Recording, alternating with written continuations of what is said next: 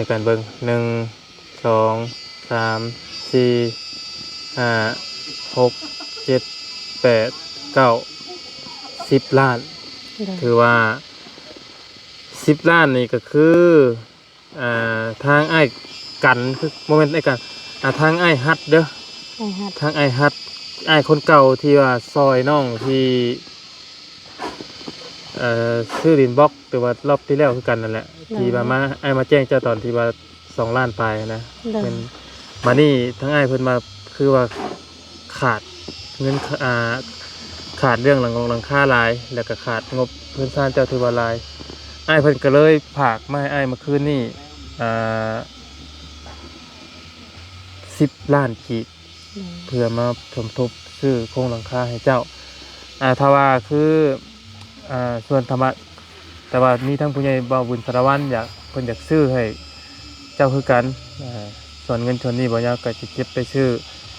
อย่างอื่นก็ได้โอ้ยังอันใดอย่างพี่น้องเอ้ยเนาะก็สำหรับเงินก้อนนี้เข้ามาทางบ่าวบุญสารวัตรครับหลังคาบ่ยาวก็สิไปซื้อทั้งอื่นก็บ่อึดบ่อยากพี่น้องยังหลายแสนๆเนาะ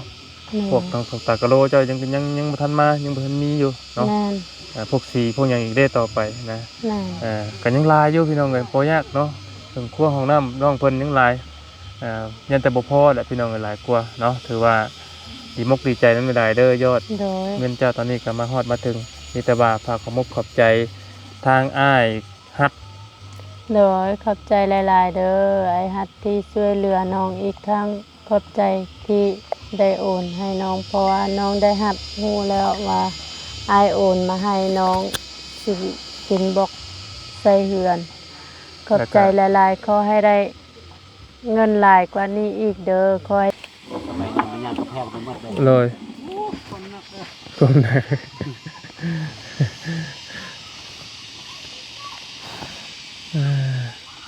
พี่น้องกันเนาะภาพนี้ก็คือพี่น้องก็คือคุ้นเคยกันดีพี่น้องกับภาพที่น้องเพิ่นมักจิ้วเครื่องอยู่คลองไปตอนถ้ำพี่น้องกันเนาะขึ้นไปปากถ้ำ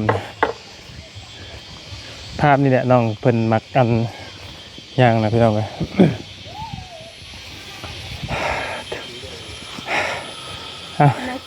เป๊ปซี่ซื้อเป๊ปซี่มาให้ฮะให้ได้ซื้อเดี๋ยวโอเคเราบ่เป็นยัง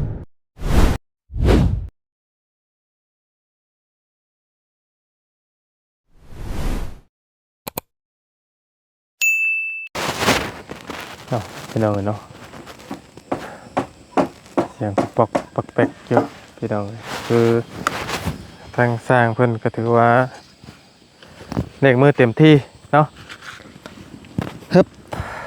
อยู่ไฟแล้วข่อยไหวแล้วคำมาแล้วสบายดีพี่น้องสบายดีและสวัสดีพ่อแม่พี่น้องเนาะเบิร์ดกูสู่คนพี่น้องยินดีต้อนรับเข้าสู่ช่องของบ่ยาวซาแนลอีกคือเก่าพ่อแม่พี่น้องช่วงค่อยคำลงแรงและพี่น้องเนาะกับพอดีทั้งบนเตียงกับทางน้องพรนี่แม่นไปถามเรื่องรถเรื่องล่างน้องปินกับเพิ่นสิไปซื้อปูนเลยบอกประมาณนี้แหละพี่น้องเนาะปัญญาก็เลยสิมาอัปเดตเฮือนซานน้องพรให้พี่น้องเบิ่งเป็นระยะอีกนึงพี่น้องเนาะถือว่าไวถือว่าเร่งล้วนเนาะถือว่าสุดแหละพี่น้องเนาะถือว่าสุดแหละทางสร้างเพิ่นก็แต่ก็เมื่อยนี่แหละก็ยอมรับว่าเพิ่นไวเนาะสีไม้ลายมือเพิ่นก็ถือว่าโอเคแล้วก่อนบ่ยาวว่างามในเพิ่นก่อนเนาะถือว่าสร้างมืออาชีพอยู่นะแต่เบิ่งนี่เนาะถือว่าจวดเจียดอยู่ถือว่าจวดจะเพราะว่าเพิ่นเริ่มเมื่อวานนี่แหละพี่น้องเริ่มเก็บกวาดเมื่อวานนี้แล้วก็ปั๊บมาวันนี้แบบก็เกือบว่าแล้วกูได้พี่น้องไวเนาะคำบอกค่าเทค่าเนี่ยยันเราเฮ็ดยันเพิ่นแล้วห้องนะเพิ่นเทค่าอีกเลยเนาะปืนนี่แม่นเพิ่นสิต่อตัวนี้พี่น้องปืนนี่เนาะแล้วก็เมื่อกี้นี่พี่น้องเนาะจากคลิปที่แล้วบ่ยาวก็เจอทางเท่ามืดหรือว่าเพิ่นว่าท่าผู้ผา พี่น้องเอ้ยผู้ที่ติดธรรมนั่นแหละพี่น้องเอ้ยแต่ว่าบ่ได้สัมภาษณ์เราแบบว่าซ้ำพี่น้องเอ้ยพอดีเห็นบุ๊บๆบิ๊บๆนี่แหละพอดีอันเพิ่นมาเอาเอกสารอหยังสักอย่างนี่แหละจักเพิ่นจะไปเฮ็ดหยังในเอกสารบ่ฮู้คือกันเนาะแต่ว่ามาแล้วอื่นก็สิไปอีกว่าซั่นเนาะก็คือแต่ตอนแรกกับว่าสิตอนแรกผู้ใดว่าสิไปเยี่ยมไปยามเพิ่นถามไทยเพิ่นเนาะจากสัมภาษณ์เรากินนี่ก็คร่าวๆนี่ก็แต่ว่าบ่ยังบ่ได้ตั้งคลิปซ้ำพี่น้องเอ้ยพอดีคิดว่าสิบ่รอดพุ่นแล้วเพิ่นว่าเนาะแล้วก็ได้ยินเสียงคนได้ยินคนเข้าไปซอยแต่ว่าแบบว่าแต่บ่ฮู้ว่าเพิ่นสิซอยได้ในไรนะพี่น้องเพราะว่าน้ำมันเต็มอยู่ประมาณนี้นะตามที่ทางผู้พาเว้าเนาะก็ยังบ่ได้เว้ากับเพิ่นหลายซ้ำพี่น้องกันเนาะพอดีเพิ่นมากับเพิ่นพาไปเวียกไปลงแจ้งไปซื้อกับข้าวมาให้กินประมาณนั้นเนาะเดี๋ยวสังวากันอีกทีนึงเฮามาต่อเรื่องเฮือนซ่านน้องพรพี่แหละเวียงงานตัวนี้ก่อนพี่น้องเอ้ยเนาะคือว่าจวดจ้าดดีน้ำเรากับบ่แห้งเนาะพี่น้องเอ้ยคือว่าคอยคือว่ารู้สึกว่าคอยกว่าวันอีกน้ำไปเมื่อวานนี่คือรู้สึกว่าแห้งกว่านี้น้ำกันไปเดี๋ยวไปเบิ่งบรรยากาศสร้างเฮือนซ่านน้องพรอีกรอบนึงพี่น้องเนาะเดี๋ยว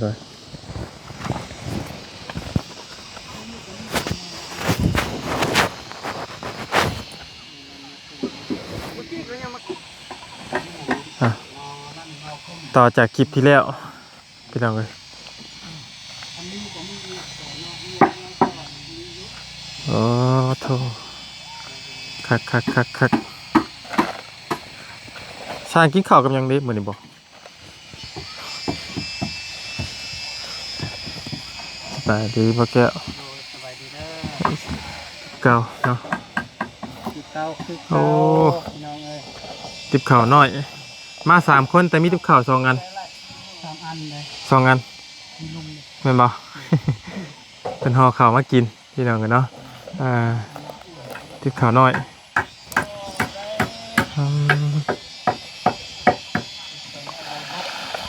เดี๋ยวมาเบิ่งบรรยากาศสุดยอดทางไงสร้างเพื่อนพี่น้องเลยสุดยอดไปอ่อนเลย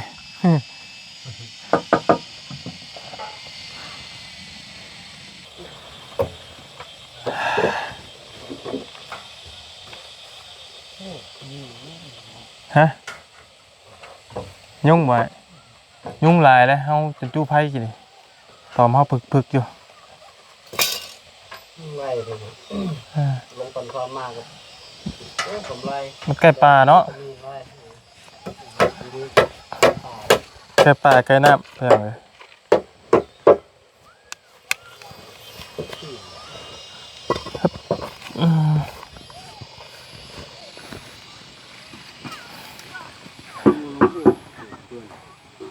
ถ้ากันมาเริ่มงานจังมุ่งใช่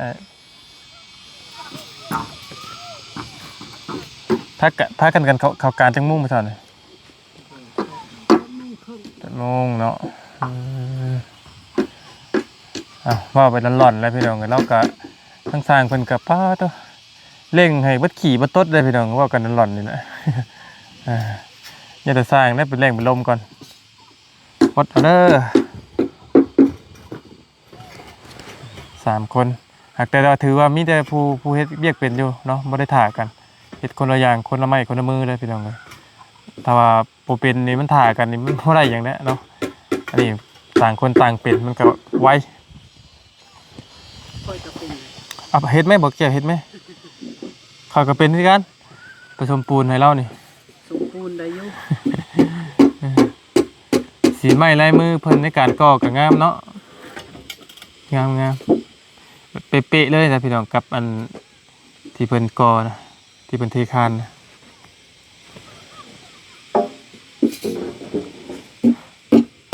สร้างนี่ถ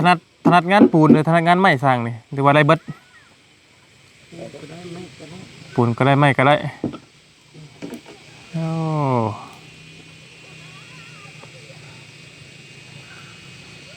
ไผได้เก่งนะไม้นี่เนาะได้กินผักคะนี่นะ กินผักกันเน่านี่พี่น้องเลย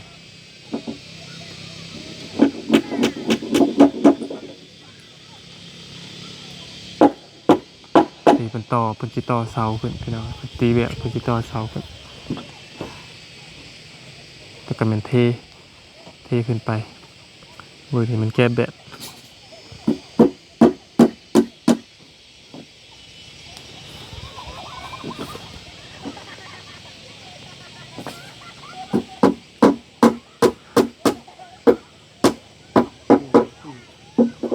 ถือว่าจวดเนาะเพื่อนโอเคแล้วพี่น้องเลยไวขนาด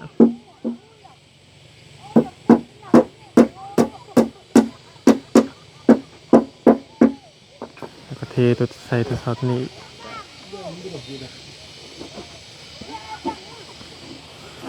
ทักนักบ่ไม่มันตัน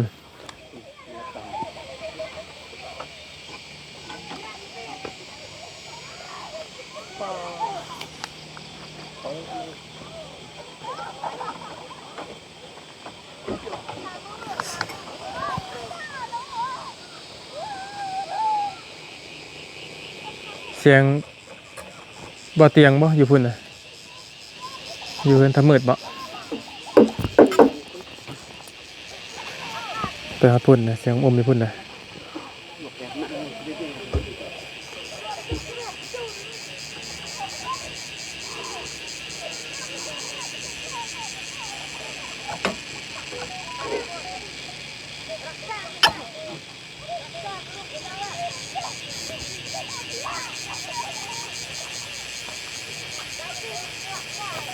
มาพี่น้องเบิ่งบรรยากาศ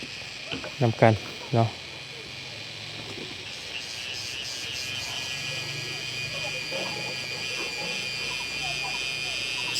ที่ว่าจวดจัดทันใจ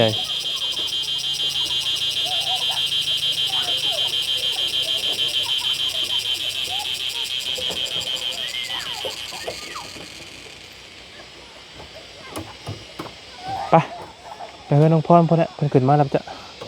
กลับละ ก็ยังอยู่ชิมเฮาน่ะแต่ชิมไม่ก็ได้แต่ที่เจ้าแล้วนะครับเลย แล้วแต่อันเมื่อยกับพักก่อน มันแล้วเรียกเป็นกันเท่แล้วก็ทีเต็ม แต่ว่าชิมเฮาน่ะยังอยู่พอบ่เตียงแล้วอาจจะได้แจปูนกันหยังมาชิมเจ้าอยู่จ้ะพอบ่อื่นชิมเจ้าต้องใช้เด้ อันแก้ปุ่นจะให้อันนั้นมาไว้ที่เลยก็ได้นะ โดย เอาไว้ โดย อันนั้นแล้วไปแบกขึ้นมาเนี่ยเฮ็ดเองที่เมื่อยผัดไปแบกขึ้นมาจะบ่ร้อนนะกันบ่ บ่มีบ่รถเข็นอิหยังรถนี้ บ่มีนะจ้ะบ่มีล้อมีหยังขนาดเขาอันเพิ่นมีล้อก็พาพ่อไปยืมล้อเฮ็ดได้นี่ บ่มันนี่แหละคือเราเว้าน่ะซื้ออภาวัตเอาซื้อภาวัตมาปกเอายามฝนตกแล้วเฮา ให้บัดเอามาอันนี้สิตกบล็อกเหมือนกันคนตกละบล็อกมันสิเปียกละสิก่อมันบ่ได้ก่อมัน บอกเปียกแล้วก็บ่ได้บ่ ได้แต่มันนานแข็งอ่ะ อื เสีย ม มันเลยยันล่มนะ อ๋อ ก็หาเล่งเนาะก็สิเทื่อคุณเลยมันเพราะว่ามันบล็อกแห้งมันสิแข็งขึ้นไปเลยครับ อ๋อแม่นบ่ เปียกมันบ่แห้งอ่ะนะ อ๋อแม่นบ่ ก็สู้บ่ได้ มันบ่ติดเนาะ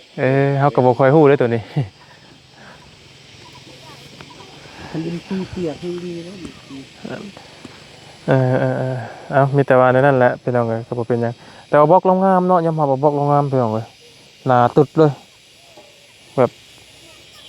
งามน่ะเชื่อจังได๋ งามพี่น้องเอ้ยโอเคอยู่ เรื่องงามตัวมันจะคดในนี้ บ่ บอกไม่ได้ที่คือนาอยู่เด้ มันจะคดเนาะ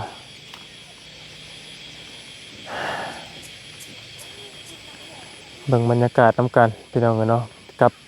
เพิ่นซานน้องพรเดี๋ยวสิเอาต้องไปแก้ให้บ่เตียงไปแก้ปูนมาไว้อีกเด้อพี่น้องเอ้ยเนาะก่อนหันเพิ่นสิปิดแล้วหาสั่งสิมาพากันมาอันปกอยู่นี่เดี๋ยววันนี้จะไปเยี่ยมไปยามทางพามืดก่อนพี่น้องเอ้ยเนาะไปสัมภาษณ์ครอบครัวที่เพิ่นติดถ้ำก่อนไปสัมภาษณ์ผู้ติดถ้ำด้วยตนเองนั่นแหละคุณเจ้ารู้จักกันอยู่เลยวะบริจาคกับเพิ่นบ่โอ้ไปถามความรู้สึกเพิ่นก่อนว่าเพิ่นเป็นอะไรตอนเพิ่นอยู่ในถ้ำ พิ่นได้ยินหยังแน่ ก็เถอะมารอดตายวุดวิดตัวแล้วนี่พี่น้องทำตายแล้วเกิดใหม่แล้วเว้ากันตรงๆนี่แหละ ได้ที่ครั้งที่สอง แม่น เสียไปครั้งที่หนึ่งได้ครั้งสอง แม่นสำหรับผู้ที่รอดชีวิตหรอกสำหรับ แก้ตัวเนาะ ก็อันนี้ก็คือเว้านะบุญภัยกรรมมันพี่น้องเนาะผู้เพิ่นออกมาบ่ได้ก็สิว่าจังไดเว้ากันตรงๆร้อนๆก็บุญภัยกรรมมันแหละหมู่มันออกมาได้บัดทั้งสองคนบัดออกมาบ่ได้อันนั้นก็ แสดงนะ แม่นก็ได้แต่เว้นแต่กรรมไปมันถือมาแหละพี่น้องเนาะเพิ่นเฮ็ดบุญมากเท่านั้นก็ได้เท่านั้นพี่น้อง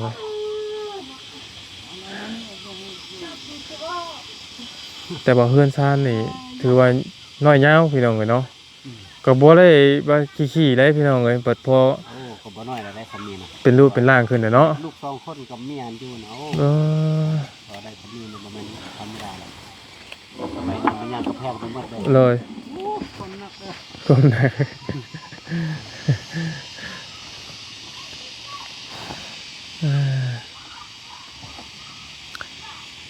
ไปเลยไปสะพานทำมืดก่อนพี่น้องเลย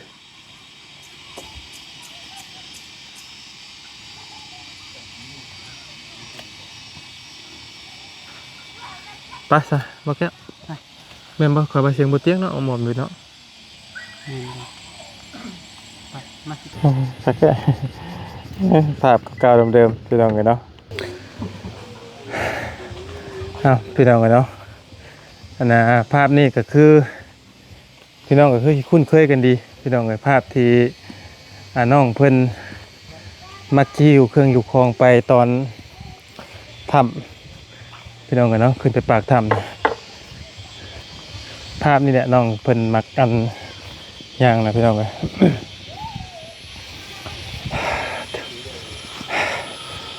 นายสั่งไปเลย เป๊ปซี่ซื้อเป๊ปซี่มาให้ สั่งไปเลย อ้าว ได้ซื้อแต่สี่ ฮะ ตะพอดน่าซื้อบายาวที่ บาย เอาไปได้ซื้อ โอ้ขับใจ เดี๋ยว ขับใจได้ๆขับใจ โอเค ย้อนโอ้ อ่ะ อ่า ละเมื่อเด้อ เราบ่เป็นยังไง ไล่ ให้ได้สร้างได้ โดย คือสิอยากกันนะเบิ่งทั้งทีกินเย็นๆคืออันเป๊ปซี่คือสิมีเงินมีแห้งขึ้นนะอ่า เดี๋ยวจับเลย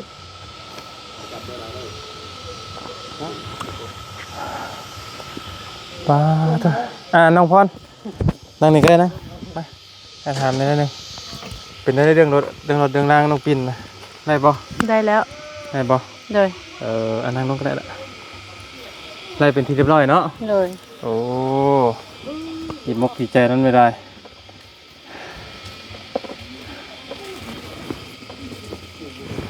ฮึบโอเคเบิ่งโคพริกทั้งเฮือนเลยพี่น้องกันเนาะโอ้ยกระบะด่าได้พี่น้องเลยเนาะอดเอาได้นางเด้อ เลย หน่อยจู้ไพ่อยู่นี่ก่อนพี่น้องพอได้ยงขังนั้นไอจู้แล้วค่ะพอได้ยงให้หมอหน่อยนะพี่น้องเราจะซื้อนั้นมาให้กันลืมอันน่ะสีติ๊กหน่อยนะ แม่ สีลืมเจ้าก็ลืมเหมือนกันนะเจ้าก็ไปอยู่ในเมือง ไปเมื่อเช้าว่าสิไปซื้ออยู่เข้าส่งเทืออยู่ในห้าง สบายดีละบ่ค่อยเห็นปานใดพี่น้องเพิ่นใหญ่เพิ่นเป็นจะไปเรียนจะหยอกน้องเนาะ อย่าหมดบ่หลุดออกอีกเด้อบ่หลุดเดี๋ยวจะทำยังไง สรุปแล้วรถนั่นไล่อยู่ใช้ อยู่พุ่น รถมาจะใช้ รถทันนั้นบ่รถของน้องกับผัวได้นำกันมา แต่ว่ารถแบบนั้นโศกกระแจยาก บ่รถไผว่ายังไงรถ รถของน้องนี่แหละแต่ รถ มัน เจ้า โศกกระแจยาก รถเจ้าเอง เลย เจ้าก็มีรถใหญ่บ่ บ่มีแต่รถจักร บ่ รถอันช่วงสาวปิ้น แม่ นี่บ่รถคนอยู่รองแจ้ง เอารถคนอยู่รถแจ้ง อันลูกอันของพ่อเฒ่าชื่อพ่อเฒ่าดาวนะ ไผหาให้ ก็เจ้าโทรหาน้องเอง อืมรถยังอันนั้นเนาะ รถทันใด รถคนใด โดย โอ้ก็คือเพิ่นเอาน้ำทะเลนะบอกกัน 4 ล้าน โอ้พอ ทั้ง ไป สองคนเลยได้ไป ฮะ เบาดอนได้เลยไปนำ เบาน้อยๆบ่ เลย อืมตอนนั้น4ล้านบ่ โดย โอ้คือ ถ้า ว่า เครื่องเรามันหลายนะเครื่องเสาปิ้นมันยังอยากมีหลายอยู่ เพิ่นต่างหาต่างซอยจักบ่ โดยแม่น กับเพิ่นเจ้าทางผ่านเพิ่นพร้อมบ่ แม่น อืม เพราะว่าบ้านนั้นพระเจ้าหันกายไปกายบ้านเสาปิ้นไปอีก บ่ยังไงเพิ่นจะไปอยู่แล้ว โดย มันเป็นทางผ่านเพิ่น โดย เพิ่นก็เลยต่างให้ขึ้นรถไปเลยพี่น้องเอ้ยเนาะเพิ่นบ่ได้ไปโดยตรงบ่ยังไงเพิ่นนั่นอยู่แล้วโอเคสำหรับเรื่องรถน้องปิ่นนี่ถือว่าโชคดีแล้วเนาะ โดย ถือว่าเรียบร้อยแล้วพี่น้องเอ้ยส่วนเพื่อนทั้งหมดนี่อยู่ใกล้เพื่อนเจ้าบ่ โดยแม่น เพื่อนเจ้าผู้พาบ่ โดย ทางเมืองตอนแรกเนี่ยสิไปเยี่ยมพยายามบางเราอีกพี่น้องนะเพราะว่าก็ยังบ่ได้สัมภาษณ์ผู้ที่ติดถ้ำโดยตรงนะ แม่น เมื่อกี้นี่ก็แบบเรามาแป๊บเดียวพี่น้องเลยเพราะว่าก็ยังก็ยังมาเพิ่นจะไปซื้อนั่นซื้อนี่นะก็บ่ได้ทำเบ้าอย่างก็แบบเราไปก่อนเดี๋ยวตอนแรกยังไปเฮือนชานเราพอรู้สึกว่าเราก็คือว่ามาแล้วก็บ่คือว่าไปบ่อื่นดีบ่ แม่นเพิ่นมาแล้วเพิ่นไปซื้อปลาละมาแล้วเด้อ บ่คือว่าสิมาเอาเอกสารอีกคือว่าสิแหละคือ แม่ ว่าน สิกลับไป เพิ่น อี สิ ก ไปอีก จักได๋เดี๋ยวจะไปถามตัวจริงนำกันพี่น้องกันเนาะเฮือนชานน้องพรนี่สร้างเพิ่นก็เร่งเต็มที่ตอนนี้ก็เพิ่นเทอันนี้ลงแล้วพี่น้องกันเนาะดีมุกดีใจหลายๆจะหน่อยมันถ่าทั้งบนเตียงเอาปูนเอาหยังมาให้เดี๋ยวไอชีจูไฟให้พอหลายๆยงกะเข่ายังบริหิวบนไหนที่ โดย เอาพี่น้องเลยกะโอ้โหว่าทั้งน้องพ่อนี่ได้ติดตามเพจอะไรอยู่บ่ ติดตามทาง YouTube ทาง แสดงว่าเห็นในติสอะ เห็นแต่บ่เคยเห็นตัวจริง บ่แม่นเห็นอันคลิปไอ้ลงแล้วบ่ โดยเพราะว่าติดตามตั้งแต่ตอนอยู่ตอนเห็นบ่าวเตียงเอาลงเห็นไปนํกันตลอดทั้ง บ่อันมื้อเช้านี่เห็นแล้วบ่คลิปมื้อเช้านี่ ยังบ่ทันได้เบิ่ ยัง งบ่เห็นแสดงว่ายังบ่ฮู้ซะเนาะ โดย คือว่านี่อาจ่ายค่าบล็อกไปแล้วเนาะ โดย 3,200,000กับ50,000แต่ว่าวันนี้ให้เพิ่น100,000ค่าแห้งเพิ่นยกนะก็น้ำใจเฮาแหละเพราะว่าไงเฮาก็มาบ้านเมืองเพิ่นอยากผูกมิตรกับเพิ่นนั่นแหละก็ อืม นะคิดน้ำใจวันนี้ให้เพิ่นก็เป็นเงินน้องพรแหละพี่น้องกันเนาะพี่น้องเอ้ย มีเสื้อผ้าอีกแล้ว มีเซอร์ไพรส์อีกแล้ว โอเคพี่น้องเอ้ยอันนี้เป็นเงินสาวปิน1 2 3ในบืนอาชีพโชครถดาวตอนนั้นโอเคก็คือ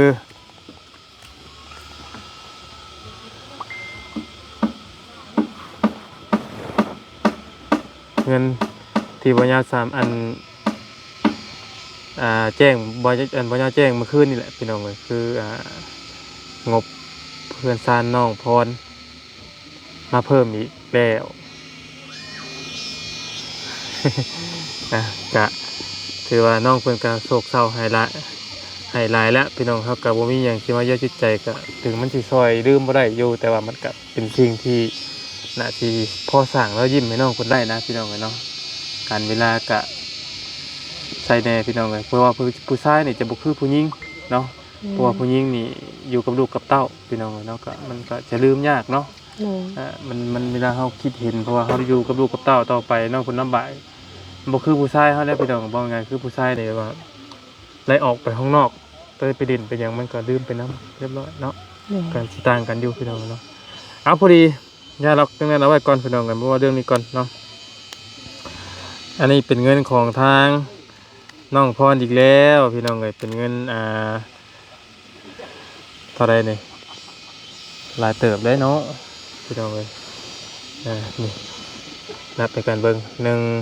2 3 4 5 6 7 8 9 10 ล้าน โดย ถือว่า10 ล้านนี่ก็คือทางไอ้กันคือโมเมนต์ไอ้กันทางไอ้ฮัดเด้อ ไอ้ฮัด ทางไอ้ฮัดไอ้คนเก่าที่ว่าซอยน้องที่ซื้อดินบล็อกแต่ว่ารอบที่แล้วคือกันนั่นแหละที่มาไอ้มาแจ้งเจ้าตอนที่ว่า2 ล้านไปนะ โดย เป็นมานี่ทั้งไอ้เพิ่นมาคือว่าขาดเงินขาดเรื่องหลังค่าลายแล้วก็ขาดงบเพิ่นสร้างเจ้าที่ว่าลายไอ้เพิ่นก็เลยฝากมาให้ไอ้เมื่อคืนนี่10 ล้านกีบ เพื่อมาสมทบซื้อโครงหลังคาให้เจ้าถ้าว่าคือส่วนธรรมะแต่ว่ามีทั้งผู้ใหญ่บ่าวบุญสารวัตรอยากเพิ่นอยากซื้อให้เจ้าคือกันส่วนเงินส่วนนี้บ่ยาวก็จะเก็บไปซื้ออย่างอื่นก็ได้โอ้ยังอันไหนอย่างพี่น้องเลยเนาะก็สำหรับเงินก่อนนี้เข้ามาทั้งบ่าวบุญสารวัตรครับหลังคาบ่ยาวก็สิไปซื้อทั้งอื่นกับบ่อึดบ่อยากพี่น้องยังหลายเพิ่นซานเนาะพวกทางตากะโลเจ้ายังบ่ทันมายังบ่ทันมีอยู่เนาะ แม่น พวกสีพวกอย่างอีกได้ต่อไปนะ แม่น กันยังลายอยู่พี่น้องเลยบ่ยากเนาะถึงครัวของน้ำน้องเพิ่นยังลายยันแต่บ่พอแหละพี่น้องหลายกว่าเนาะถือว่าดีมกดีใจนั้นไม่ได้เด้อยอด โดย เงินเจ้าตอนนี้ก็มาฮอดมาถึงมีแต่ว่าฝากขอมกขอบใจทางอ้ายฮัด โดยขอบใจหลายๆเด้อไอ้ฮัดที่ช่วยเหลือน้องอีกครั้งขอบใจที่ได้โอนให้น้องเพราะว่าน้องได้ฮัดฮู้แล้วว่าไอ้โอนมาให้น้องสินบอกใส่เฮือนขอบใจหลายๆขอให้ได้เงินหลายกว่านี้อีกเด้อขอให้มีคนติดตาม FC หลายๆกว่านี้อีกเพราะว่า ให้เพิ่นอยู่ดีมีแฮงแหละเนาะน่ะเนาะ โดย ไอ้ก็ดีมกดีใจนั้นไม่ได้พี่น้องเลยทางน้องเพิ่นก็คือว่าสิว่าสิจังไดพี่น้องเลยก็เกินคำบรรยายเนาะพี่น้องเลยก็ถึงเฮาสิบ่ได้ผัวเข้ามาอยู่แต่ว่าก็มันก็บ่มีหยังที่เยียวยาจิตใจน้องได้แบบนี้แหละพี่น้องเนาะถ้าว่ายิ่งถ้าบ่มีแฮงนักบ่มีคนซอยเพิ่นหยังแล้วก็ทั้งเสียผัวไปแล้วก็หยังก็บ่ได้แฮงเป็นยังแฮงสิเศร้าไปเฮิงเจ้าเนาะ แม่น มีแต่ว่าทั้งหมดเองก็ต้องขอบคุณขอบคุณขอมกขอบใจทางอ้ายหลายๆเด้ออ้ายฮัดเนาะขออ้ายอยู่ดีไม่แห้งโชคมานำรวยผมขอผมขั้วของอ้ายบ่ว่าสิขึ้นเหนือลงใต้ได้อ้ายเด้อให้สุขภาพร่างกายแข็งแรงของอ้ายของความอบควรแหละเพราะว่าอ้ายเพิ่นก็บ่ได้มีหลายเพิ่นก็ภาระเพิ่นหลายแต่เพิ่นอยากซอยพวกเพิ่นดีโตนเจ้าเพิ่นอยากซอยเพิ่นดีโตนเจ้าเพิ่นก็สอนได้ทำนี้เพิ่นว่าเนาะป้าสามีตอนนั้นแหละพี่น้องกับมายาจะได้ขอจบคลิปปิดคลิปก่อนเนาะขอบคุณ FC และเปิดกุศลทุกคนฝากเป็นกำลังใจให้แน่น้องพรจับเงินนิดนึงโอเคถ่ายดูเดี๋ยวไปกล้องก่อนโอเคดูโอเคเนาะมีแต่โอเค จุมุมอมแล้วว่ะ มันยังจุ่ม เราอยากอาบน้ ถ่ายให้เพียงก่อนนิดนึงเนาะถ้ากับเงินเจ้าเนี่ยมีอยู่สินะกับเมื่อวานนี่แหละยังอยู่10 ล้าน13 ล้านกับ40 ล้านให้พูดกันเอาไปซื้อพี่น้องเพิ่นพี่น้องดีมกดีใจน้ำเป็นลายตื่นแล้วเนาะไปถ่ายเตียงจังหน่อยเพิ่นพอดีเพิ่นไปซื้อบล็อกอยู่โมเมนต์ซื้อบล็อกดิซื้อปูน ำซื้อสิมา ซื้อปูนใช่ไหมพี่น้องเนาะนี่เด้พี่น้องเลยไอ้สร้างเพิ่นกะเทปูนเนาะ ในสร้างเพิ่นสิบ่เมื่อละ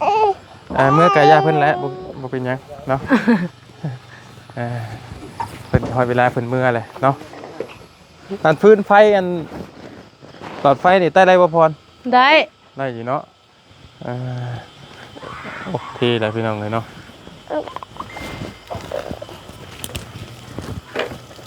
เอาอยู่ดีมีเฮ้พวกมันนำด้วยพวกกระสุนทุกคนพี่น้องเลยบ่เตรียมเอาปูนมาเลยเดี๋ยว